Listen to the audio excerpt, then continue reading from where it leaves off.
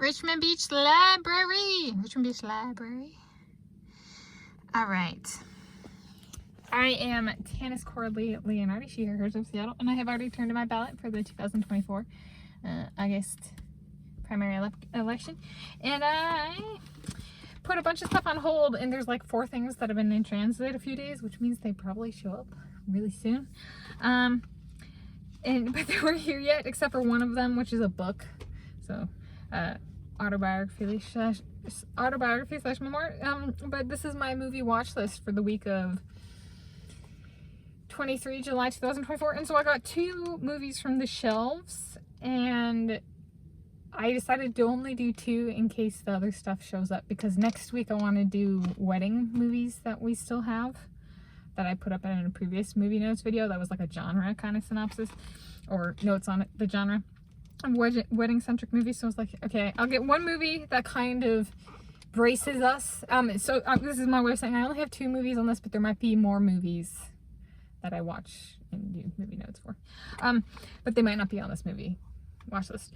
And so the first one for this week of the 2 is related to a wedding, like what happens after a wedding, or could happen, right? Not everybody gets divorced. My grandma, Connie, her husband, my grandpa Roger, died, so she's now a widow.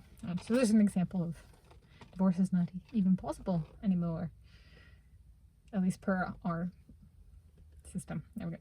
In our family. All right, so Marriage Story, which is a 2019 film. This is I think it's about parents with a kid or kids, sons, who go through the divorce process, and it kind of gets into the family dynamics during that process. And and then the second one, this is actually biographical, A Simple Flavor, and about somebody who actually ends up going to prison. If I'm recalling correctly, it's actually biographical. So, and it's like somebody, a vlogger, somebody who makes vlogs, right? Video logs, and then publishes them. And then there's like a dynamic between that and like the pretty lady of the neighborhood and stuff like that. And it turns gruesome. It doesn't actually have a year on here. Do I want it? 2017. Does the disc say something? 2018 per the disc. What was my guess? 2017? That's not bad. I don't think I've done this on a movie watch list before, but I have seen the movie.